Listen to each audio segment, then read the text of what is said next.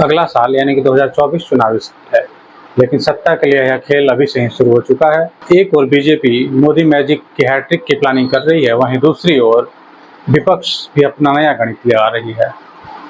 लेकिन बीजेपी भी कहाँ पीछे रहने वाली। बीजेपी ने इस बार फिर से एक पासा फेंका है और इस बार नंबर है यूसीसी यानी यूनिफॉर्म सिविल कोड का। ये वोट बैंक भूखे लोग मुस्लिम बेटियों के साथ बहुत बड़ा अन्याय कर रहे हैं। करना चाह रहे हैं। यूनिफॉर्म सिविल कोड की जब बात प्रधानमंत्री कर रहे हैं, वो यूनिफॉर्म सिविल कोड की नहीं बात कर रहे हैं, वो हिंदू सिविल कोड की बात कर रहे हैं। पूरे जो इस्लामिक रेफरेंसेस है प्रैक्टिसेस के, उसको इलीगल ट्रीट करेंगे। परिवार के एक सदस्य के लिए एक कानून, परिवार के दूसरे सदस्य के लिए दूसरा कानून हो, क्या वो घर चल पाएगा क्या? नमस्कार दोस्तों, मैं हूं अनुपम और आप देख रहे हैं देश पे फिल्म। चैनल को सब्सक्राइब करिए, वीडियो को लाइक एंड शेयर करिए और हाँ, नोटिफिकेशंस के लिए बेल आइकन को क्लिक करें। अपने दो प्रमुख वादे, राम मंदिर का निर्माण और धारा 370 को खत्म करने को बीजेपी ने 2019 के चुनाव से पहले ही निभा डाला, जिसका फायदा 2019 के चुनाव में हमें बीजेपी के भारी वोटों के रूप में देखने को मिला है। एक बार फिर से चुनाव सामने है और इस बार बीजेपी ने चला डाला है अपना ब्रह्मास्त्र यूसीसी, जिसने अभी से ही गली नुकड़ों से लेकर एमएनसी तक में बवाल मचा रखा है। जरा रुकिए, यूसीसी क्या बस बीजेपी के लिए एक चुनावी स्टंट है या फिर समय आ गया है कि भारत में भी एक देश एक नागरिक एक कानून वाली व्यवस्था होनी चाहिए? इससे पहले कि आप अपनी प्रतिक्रिया दें, चलिए समझते हैं यूसीसी क्या है और क्या वाकई में भारत में यूसीसी होनी चाहिए।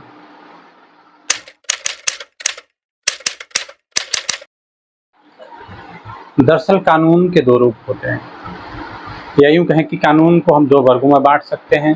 एक क्रिमिनल लॉज यानी फौजदारी कानून और दूसरा सिविल लॉज यानी दीवानी कानून। क्रिमिनल लॉज उन अपराधों से संबंधित कानूनों के संदर्भ में दंड विधान है जो पारंपरिक समाज के विरुद्ध माने जाते हैं। उदाहरण के लिए, अगर किसी व्यक्ति द्वारा किसी अन्य व्यक्ति की हत्या कर दी जाती है।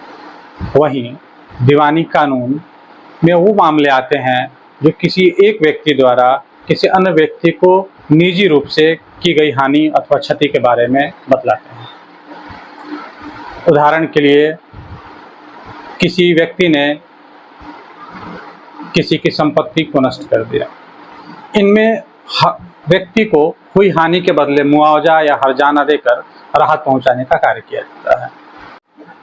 सिविल लॉज को भी हम अलग अलग टाइप्स में कैटेगराइज कर सकते हैं, जैसे कि family laws, administrative laws, contract laws, corporate laws, tort laws etcetera. वर्तमान संदर्भ में देखें तो इंडिया में क्रिमिनल लॉज जैसे आईपीसी, सीआरपीसी एक्सेट्रा लगभग सभी पे एक ही प्रकार से लागू होते हैं।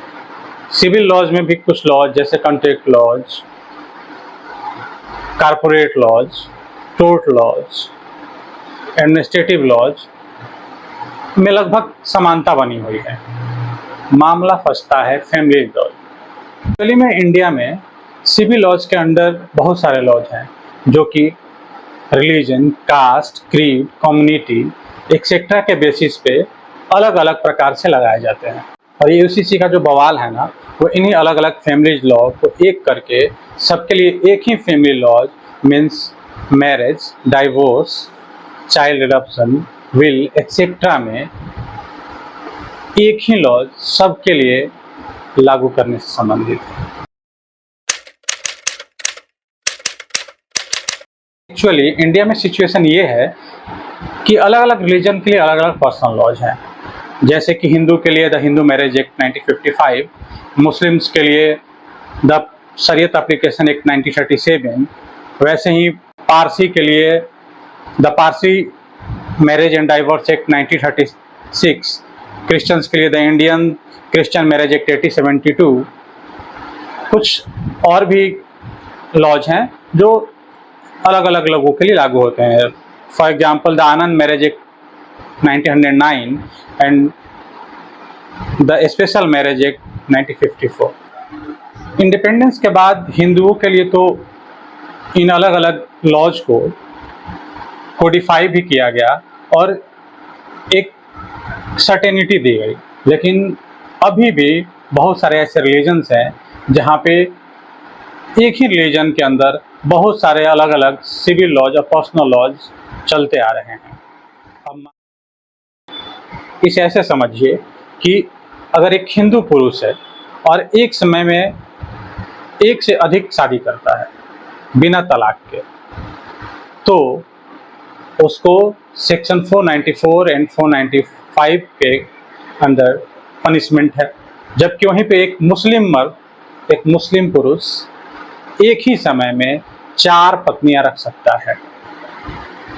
और हद तो ये है कि एक मुस्लिम महिला सिर्फ एक समय में एक ही पुरुष से शादी कर सकती है।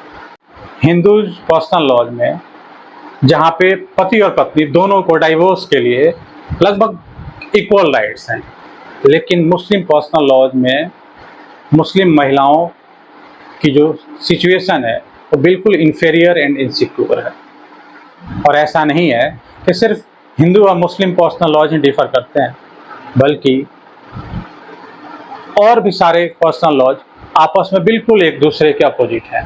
For example Christian personal laws, Christian personal laws में मैरिज रजिस्ट्रेशन मैंडेटरी है, लेकिन बाकी किसी अन्य पर्सनल लॉज में मैरिज रजिस्ट्रेशन कंपल्सन है ही नहीं। और जब आप सारे पर्सनल लॉज को देखेंगे तो आप पाएंगे कि सारे पर्सनल लॉज एक दूसरे से बिल्कुल डिफर कर रहे हैं। बेसिक बात यही है कि सारे पर्सनल लॉज, स्पेशली मुस्लिम पर्सनल लॉज में जो वीमेंस सिचुएशन है, यानी वीमेंस राइट है, वो बिल्कुल ही लो लेवल है। और ये न सिर्फ फंडामेंटल राइट बल्कि ह्यूमन राइट का भी वायलेशन है। यूसीसी इसी को दूर करने की बस एक कवायद है।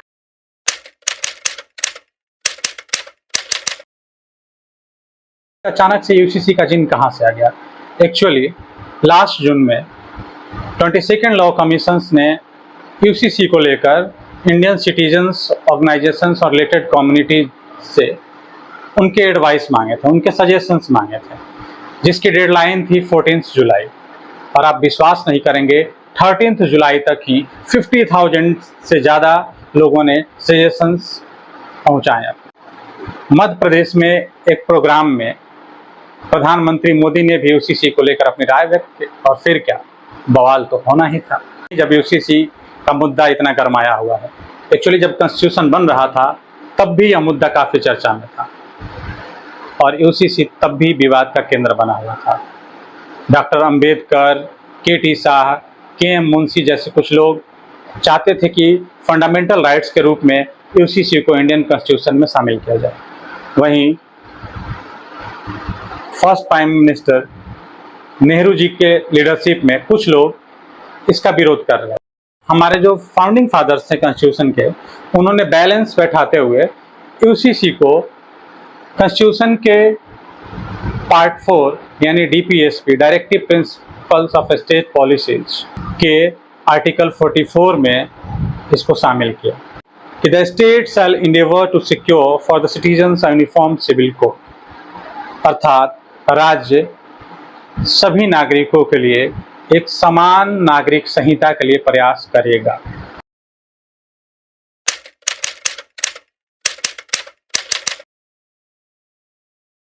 सबसे चर्चित मामले शाहबानो मामले में सुप्रीम कोर्ट ने 1985 में क्लियर तौर पे बोला कि भारत को एक यूसीसी की ज़रूरत है। एससी के फैसलों ने यूसीसी के लिए बेस बनाया। अक्टूबर 2015 में सुप्रीम कोर्ट ने एक जजमेंट में एक बार फिर से इंडिया में एक यूनिफॉर्म सिविल कोड की नीड को लेकर कहा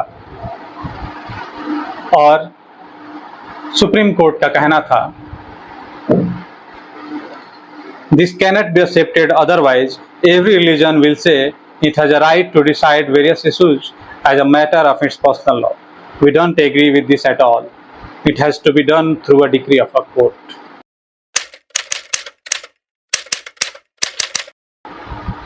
एक्चुअली अभी ना यूसीसी को लेकर कोई ड्राफ्ट है, ना ही कोई स्ट्रक्चर है कि यूसीसी क्या होगा, कैसे होगा, लेकिन लोगों का रिएक्शंस आने शुरू हो गए हैं।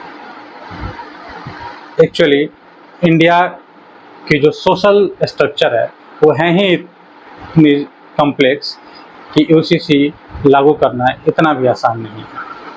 इंडिया में कई ऐसे ट्राइबल कम्युनिटी हैं जिनमें पॉलीगमी एक नॉर्मल कस्टम है। अब उनका क्या होगा, यूसीसी इस बारे में बिल्कुल अनक्लियर है। कई ऐसे कस्टम्स हैं जिनमें इंटर रिलीजन से बहुत डिफरेंस है। फॉर एग्जांपल, हिंदुओं में साउथ इंडिया में जहाँ पे क्लोज रिलेटिव को फर्स्ट प्रेफरेंस दिया जाता है, वहीं नॉर्थ इंडिया में सगोत्र विवाह पे मनाही है। तो फिर कैसे सामंजस्य बैठाया जाएगा, क्या होगा, किस कस्टम को ज़्यादा तरजीह दी जाएगी? कुल मिलाकर बात यह है कि यूसीसी इतना भी सरल नहीं है। UCC is neither necessary not desirable at this stage.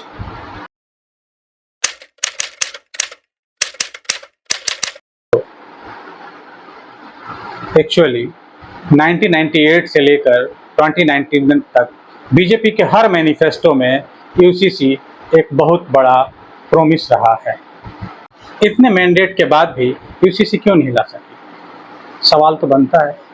Actually 2019 में बीजेपी के एक पार्लियामेंटेरियन हैं नारायण लाल पंचारिया, उन्होंने प्राइवेट मेंबर बिल के रूप में यूसीसी को पार्लियामेंट में प्रस्तुत किया था, लेकिन किसी कारण से वो पास नहीं हो पाया। फिर 2020 में बीजेपी के एक दूसरे पार्लियामेंटेरियन ने एक बार फिर से असफल प्रयास किया और फिर से चुनाव सामने है और बीजेपी ने अपना दांव खेला है और इस बार ये दांव है यूसीसी। यूसीसी के अंतर्गत महिला अधिकार ही मुद्दा है।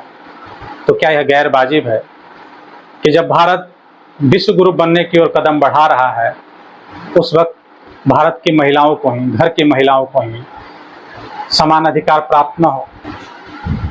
जब भारत की महिलाएं सैन्य दल का नेतृत्व करने के लिए रेडी हैं, बुलेट ट्रेन चलाने के लिए रेडी हैं, तो क्या उनके लिए अनुकूल समय नहीं आया कि उनको बराबरी का अधिकार दिया जाए? ये सवाल तीखे तो हैं, लेकिन पूछे जाने चाहिए। आप बताइए, क्या आपको नहीं लगता कि भारत की महिलाओं को समान अधिकार देने का अनुकूल समय आ गया है? क्या लगता है आपको? कमेंट बॉक्स में अपनी राय जरूर दें। जाते जाते मैं आपको BR अम्बेडकर के इस कोट के साथ छोड़ जाता हूँ।